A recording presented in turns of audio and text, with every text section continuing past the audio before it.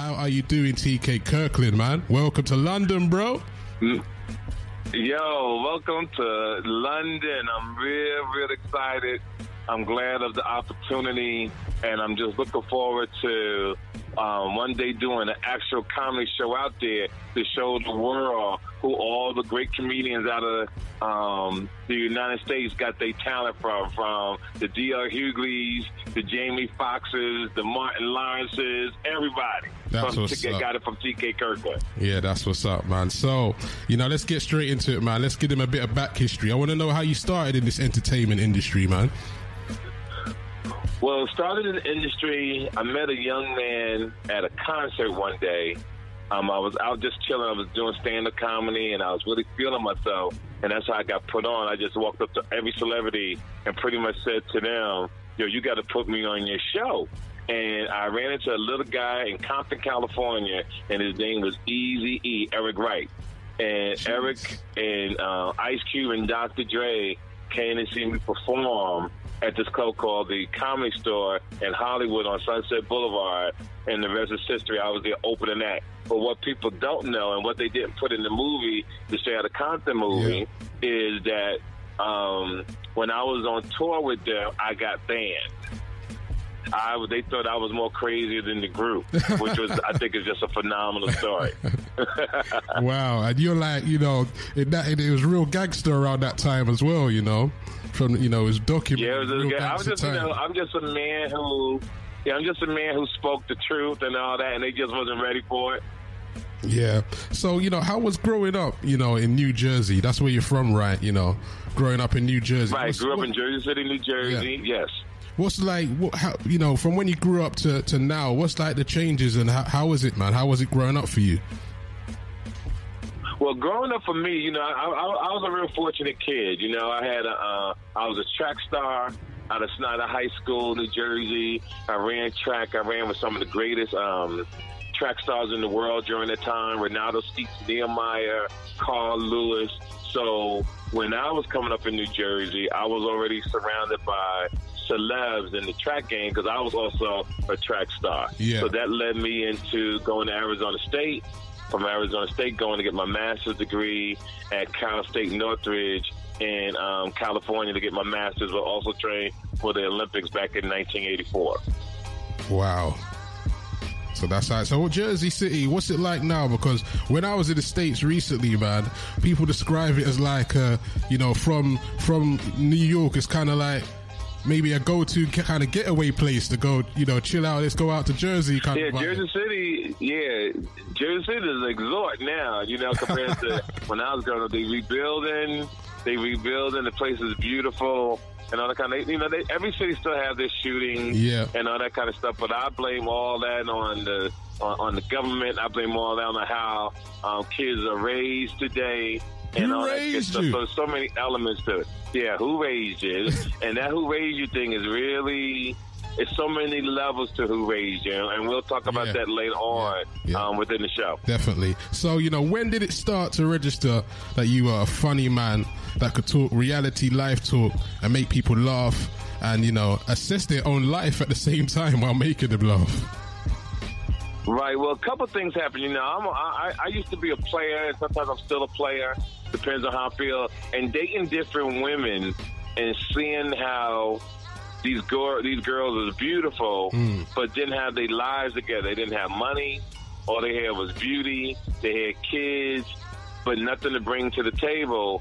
And it just started hitting me one day about who raised you? Like, what parent will send a beautiful woman into the world like this and not have her properly prepared to be in a relationship, to carry her own weight, to roll with a gentleman? Because, beauty wears out eventually. And what I want to get women and men to understand is, instead of chasing booty, get your money right first, get your life together first, so that way you can have something to offer somebody, because you have to be qualified to be in a relationship. There's a lot of people in this country, in this world, who are not qualified to be together because they falsify their paperwork. And we got to put a stop to it.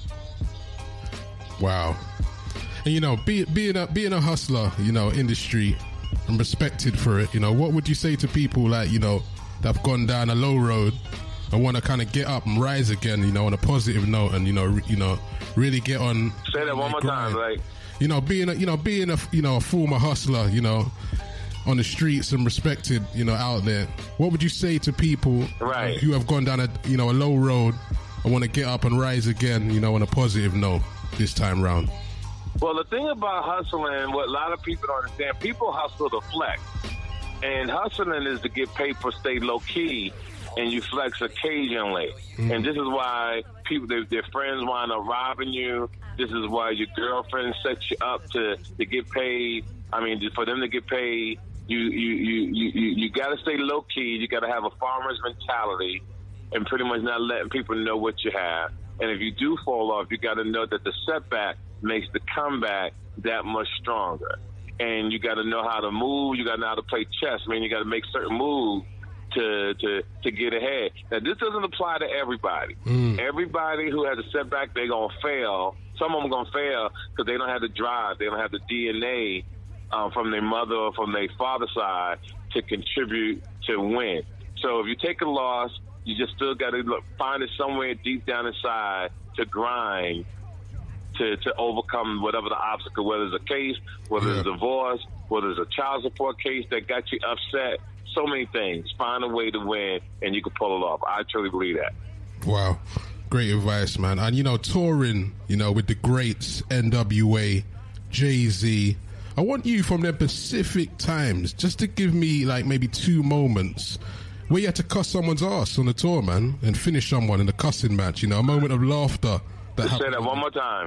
Just like, you know, when you're touring with NWA and Jay-Z, give us a moment when you've had to cuss someone on tour, like, you know, comedy vibes. You had to cuss someone out just on a joke vibe on that. Well, here's the thing: was crazy. I never cursed nobody out because I've always been my own man. See, I move a certain way. Yeah. Even though I was rolling with them, I flew my own private plane. Wow. I had my own driver. I didn't have to deal with the stuff that they dealt with. I didn't have to deal with none of that. So I was pretty much an independent artist who knew what he wanted, did what I had to do, and just really just kept it moving. So it was really just an awesome situation that I've been in. That's why I try to teach young artists, rappers, R&B singers, models, and everything how to win in life, how to know how to manage your own money, how to book your own shows, how to know how to fly.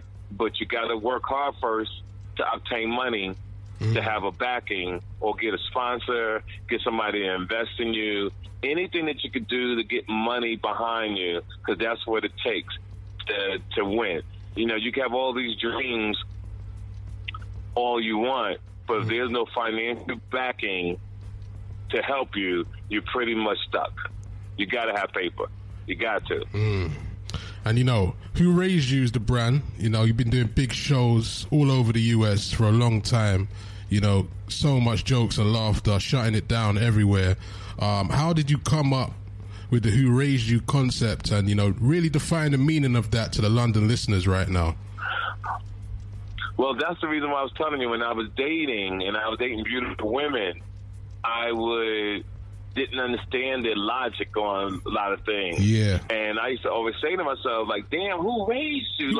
Who will put you into the world like this? And it's even with men. Yeah. You know, you got men chasing women, but don't have their life together, don't have nothing to offer a young lady, no apartment, no house. Men are always moving in with women, which I find that to be an embarrassment because you don't have your life together. So all you're doing is setting yourself up for a woman to say to you one day, get the hell out of my house. Now you get out of the house, you ain't got nowhere to go. You're looking for your PlayStation. You only got 2 socks in there, but it's taking you 5 to 6 hours to find your socks. No man should have to ever live like that. So if people will follow my Instagram at TK_Kirkland. That's what's up. Listen to the comedy album, Who Raised You. Listen to the Netflix special that's coming out in the fall called the TK Kirkland, Who Raised You, and then listen to the new album that's coming out, Gangsta Conversation, and to listen to the new book or read the new book that's coming out, Gangsta Conversation. It will save a lot of people from making embarrassing mistakes. Tell us a bit about because that's what it is. Embarrassing mistakes. Yeah, man. Tell us a bit about, you mentioned Gangsta Conversation. Tell us a bit about the book that's coming out, man. Gangsta Conversation. Gangsta Conversation is going to be a hardcore, in-your-face manual about life.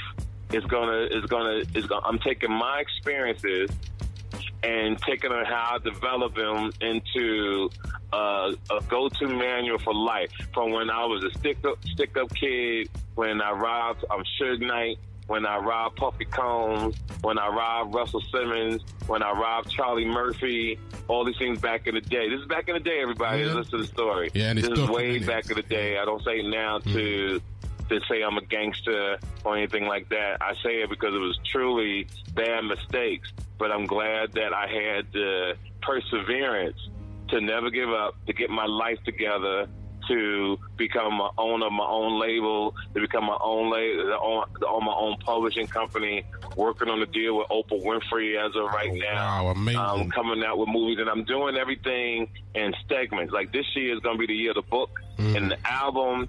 Next year I start working on movies and putting people on, and that's my main thing. I truly want to help people that have the ambition and the knowledge and the patience to want to achieve. So this is what has happened to me. I turned the negative into a positive, and now I'm winning. It's a beautiful thing. Yeah, that's amazing, man. Can you tell us a bit about what you're doing with Oprah? Because, right now, people are saying Oprah should run for president right now after that speech at the big award show recently. Okay, say that one more time, Blake. What's the work with Oprah, man? Can you talk about that live on air? Say that again? Can you talk about the Oprah work you're doing with Oprah Winfrey? No, it's just a deal that I'm dealing with, because of what has happened with me with Charlamagne the God, the Breakfast Club. Everybody, just like yourself, has been discovering me. So her people have reached out to me to do some things. I'm doing a phenomenal speaking engagement in Orlando in June with a few billionaires, with herself, and I'm on the platform to talk, and I'm truly excited about it, and we're putting some things together, so I'm gonna make some moves, so I'm really excited about what's going on in my life. That's what's up. You had a heated moment, with Suge Knight, and was in prison with Tupac at one stage. Tell us a bit about some of those moments there, real briefly, man, because it is documented out there in other interviews. So I don't really want to Well, the thing with me and Suge Knight, I was in the streets, and there was a package being delivered, and me and my crew snatched up the package, and it just so happened to belong to Suge Knight's people. Yeah. Me and Suge Knight didn't go through a confrontation because he already knew my rep, and he knew the kind of person I was. So as bosses talk to bosses, I was wrong. Yeah. I'm telling everybody knows that I say I was wrong. So what I did was I reimbursed him $30,000. And we kept it moving. I'm no foul. He respected me. I respected him. I was in the wrong, and we kept it moving. Wow. So, during the East Coast, West Coast beef, that time, Bad Boy, Death Row, I always wondered, what was the comedy scene like in them times, when you was around, in the mix of that going on? Yeah, the comedy scene was phenomenal. We was making a lot of money. Everybody was steady working.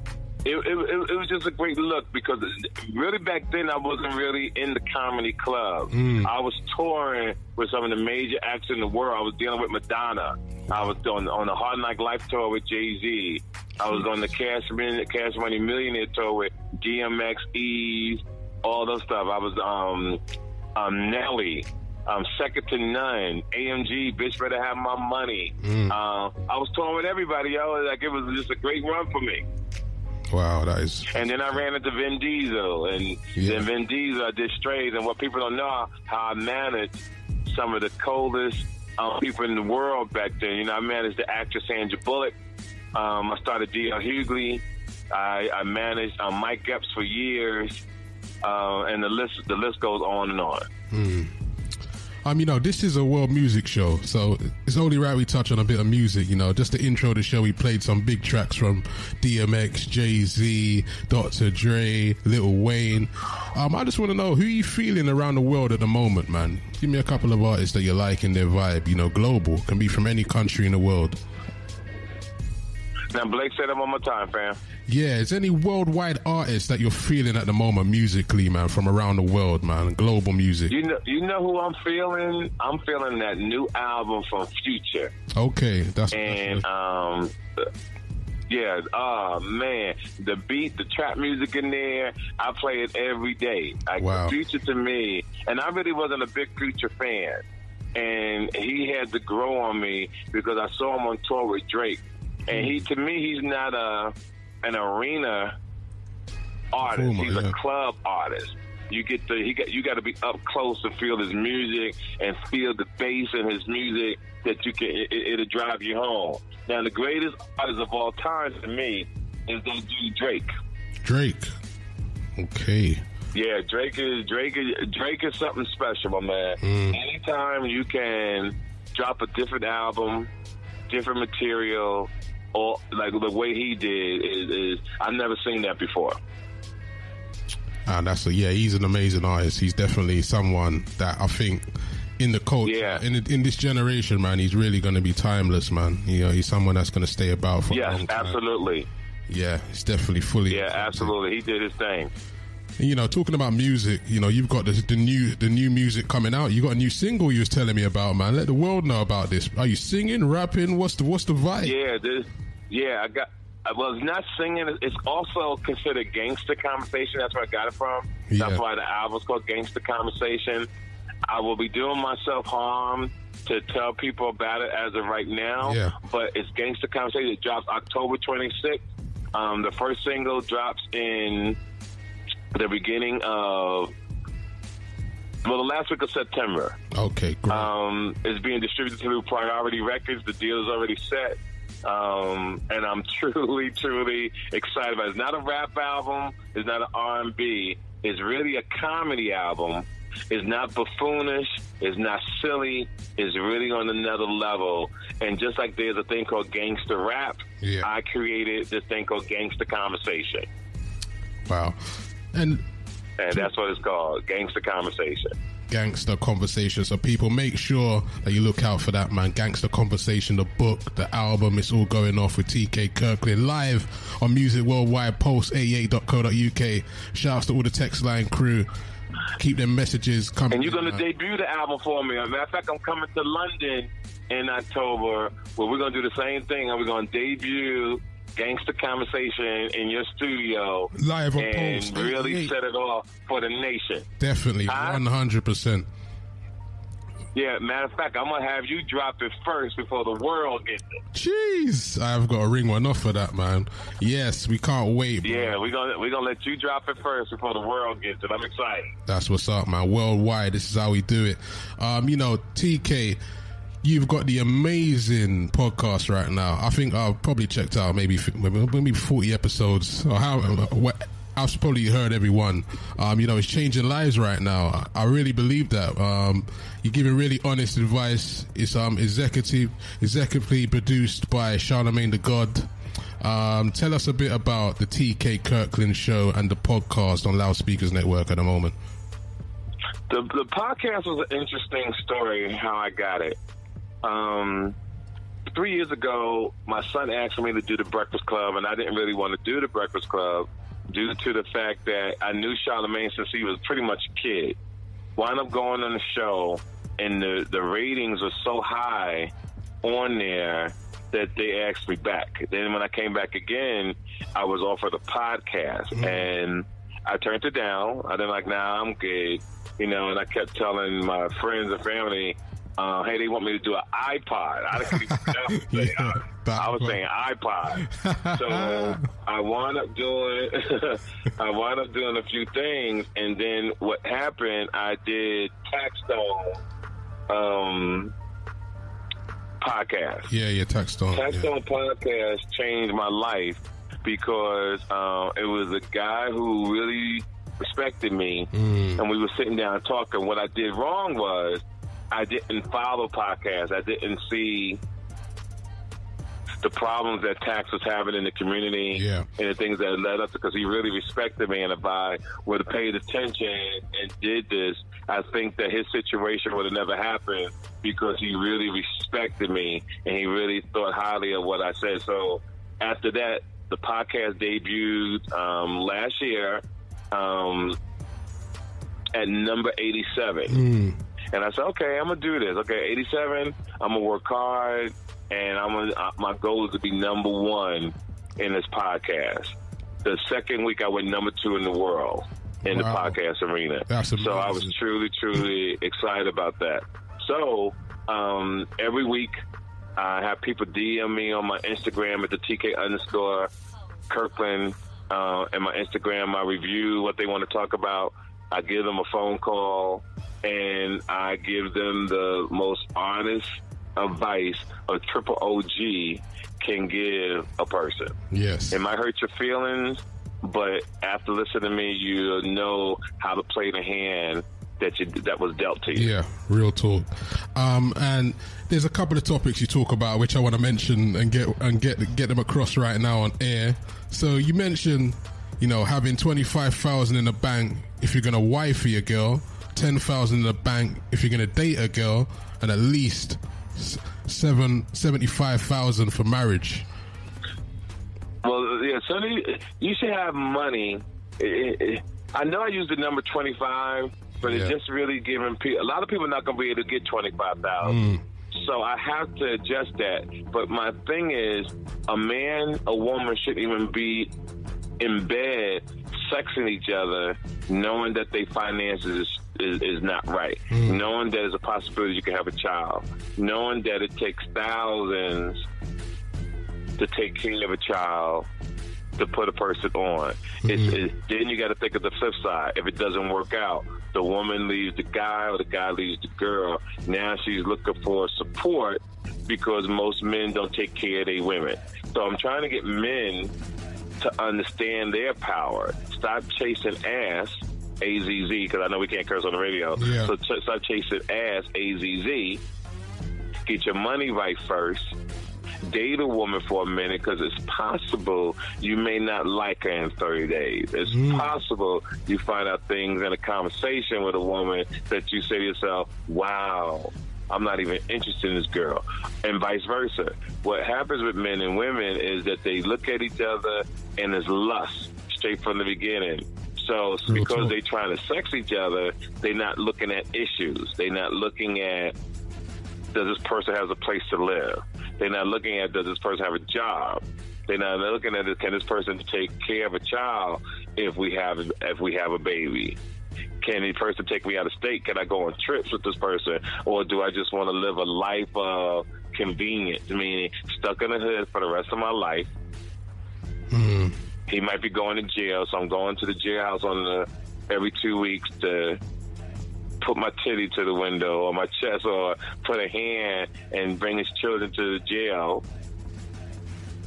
So listening to the K Kirkland Show, reading the book Gangsta Conversation, listening to the comedy album that will make you laugh, at the same time think, will prevent people from going through these type of things.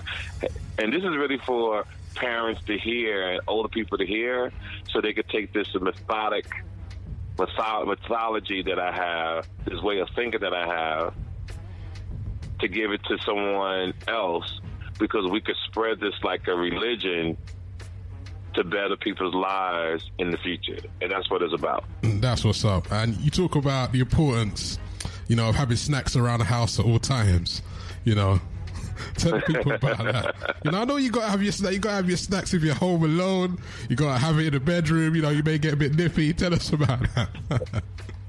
Right. Well, everybody wants me to get married, and I don't think I can get married. It's gonna take a very, very, very special situation and a very, very special woman for me to get married, because I just see the world different than most people.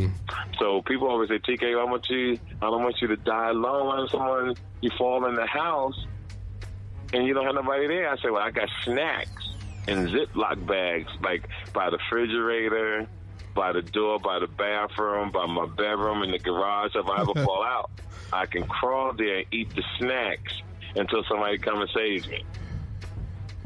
All right, that's what's up, man. Legendary. That's that idea, and it's going to be implemented ASAP. The importance of having proper furniture in the house you talk about, and not a sheet mistaken for a curtain on your window. Right. You know, people want to be loved so bad that women forget that a man got to have certain things in order for you to take your panties down. If a man ain't got a bedroom set, a nice living room, you know, his refrigerator is not nice, or he's not taking you out of state, nobody should be sexing each other until people have that together. That's all. I just want young men to understand what they have to do. Yeah. I just want women to understand what they have to look for. I'm not trying to put nobody down, because what has happened in our world, no one's taking the time to teach the youngsters the game and how to get it right. Yeah. You know, nobody wants to read the Bible anymore because a lot of people don't really respect religion. But a lot of people do respect triple OGs, and especially if you're coming at them without the gospel, straight to the heart, straight getting into your feelings and making you better. So you got to know what you're on earth for, and I'm here to drop knowledge and to give people the opportunity and a chance to win at life. And you also talk about on the podcast the importance of, you know, sometimes when you're in a relationship, you know, you want to, you know, sometimes it's good to split the cost sometimes. So sometimes your partner take care of the local fees, and you handle the state and federal, right? Right. You know, you handle local, I handle state and federal. And what that means is, there are some men in the world who will take care of women wholeheartedly 100%. What I'm trying to teach women to stay in that relationship longer is that if I'm paying $120 for a meal out and all you got is $5, put $5 on the table and let the guy be the man to say, nah, baby, I'm cool, that's okay. Always do that. That way it shows, because every now and then men get tired too. Yeah, for real. They get pressure. They tired, you know? They get tired of paying all the bills. They get tired of the girl asking them, I need this and I need that. That's why I want women to have their own thing so they don't have to ask a man for nothing. I want women to have their own thing so that if the rent is $1,500, you could pay half or pay $500. Whatever your arrangement is, you should be able to bring something to the table to take the pressure off the man, because eventually that person's going to get tired. And you know the importance. There's nothing you can do. You're gonna get tired. Yeah, and there's another. My last statement on that, from the podcast perspectives. You know, you're talking about, you know, making sure you got something. You got to get that. You got to travel, man. You got to try to get out 2,000 miles away, you know, from where you're at, to just kind of see a good time sometimes, you know. You got to live a little, something like you're saying right there. Right, you got to travel, you know, having sex on a beach in a different country, going somewhere to enjoy one's company. And if a woman can't pay for an airline ticket, this trip's not for you. And let me explain to you what I mean by that. When I was young, I used to fly women everywhere. Then one day I realized, why should I fly a woman there when there's females when I get there? That doesn't make no sense. True. Then I realized that you could date a woman, and here's some real stuff I'm about to tell the world. When a woman has her life together, she's getting paper, a female will say to you, oh, I could buy my own ticket.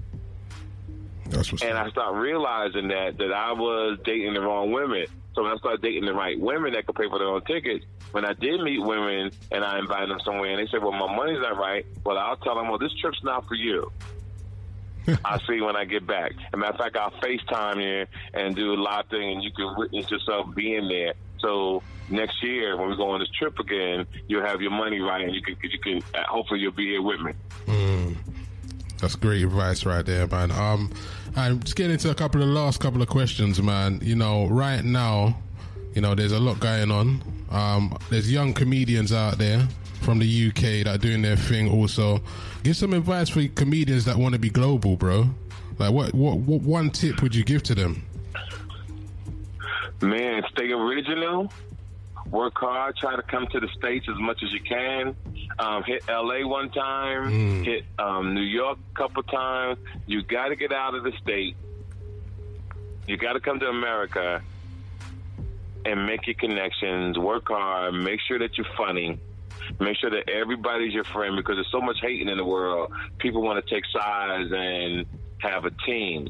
Well, I don't believe in teams. I believe in roll solo, be everybody's friend, because you never know who's really going to make it.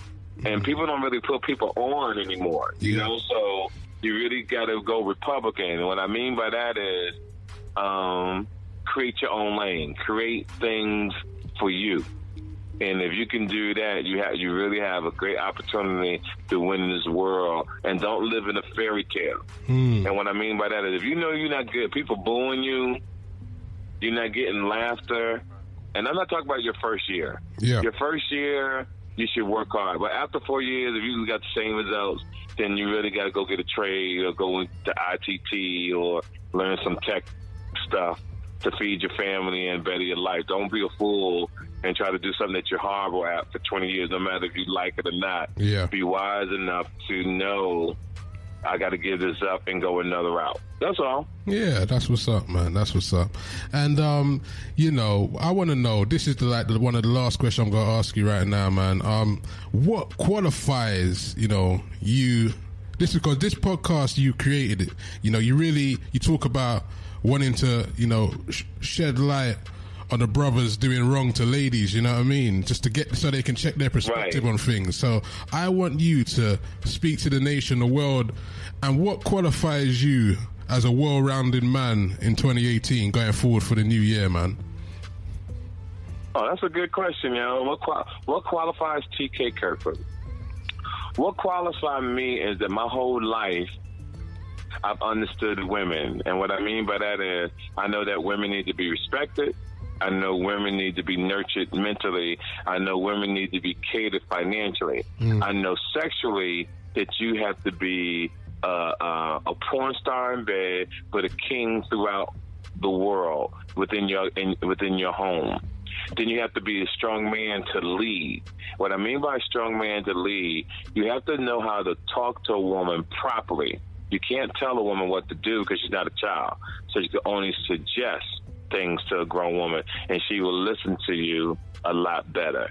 With these type of formulas, holding hands, praying at the table for dinner, bringing the flowers, taking on trips, kissing and having passion in the movie theater. You understand what I'm saying? These type of things, a woman wants to feel alive. So with 57 years, and that's right, I'm 57 years old. I don't look like it. That's because I use Noxzema and I eat the forbidden fruit of the world. Well, it's not the forbidden fruit. It's really it's the fruit that everybody tries to get every day. When you use Noxzema and take those type of vitamins, you will look young and stay strong, just like myself. So I would think that's what qualifies me, is the being in tune with the women, and knowing how they feel and what they want, but also being in touch with guys, knowing that either I've been around it or I've lived it, and you learn through your mistakes. And experience is everything in the world. There's no substitute for experience. And I've been through a lot of things. So when you're going through a lot of things, that's the only way you'll be able to teach. If you haven't been through nothing, how can you teach something? So I've been through it, so I'm teaching. That's what's up. Thank you for your time, Mr. TK Kirkland. Give out your social medias to the world, man, so they can keep in touch with you. Yes, to the world. So here's the thing. My social media is TK _Kirkland. Well, at TK _Kirkland. My podcast is the TK Kirkland Show. Please, if you can, pick up the hottest comedy album in the country. I'm nominated for a Grammy. It's called Who Raised You? I think that you would truly love it. Follow me on Instagram. Let's build together. Me and Blake going to talk about when we come back. Most likely I'm coming in October. That's what's up. To London again to talk with him face-to-face, to drop the Gangsta Conversation album, then hopefully to do a show later that night or the next day before I come back to the States, and that we're going to sell out, and I guarantee. And Blake, you know what we're going to do? We're going to make sure you're the host of the show. That's what's up. That's what's up, man. I got you all day, man. Yeah, we're going to make sure that you're the host of the show. Yeah, so we're going to put it together. We're going to rock it. So to the UK, to Amsterdam, to all the countries surrounding Dubai, everything, to the United States, to the people listening, I wish you the best. May your pain be champagne. So play the player, pimp the pimp. I see you in October. Blake, God bless you, man. Thank you for the time. Thank you very much, sir.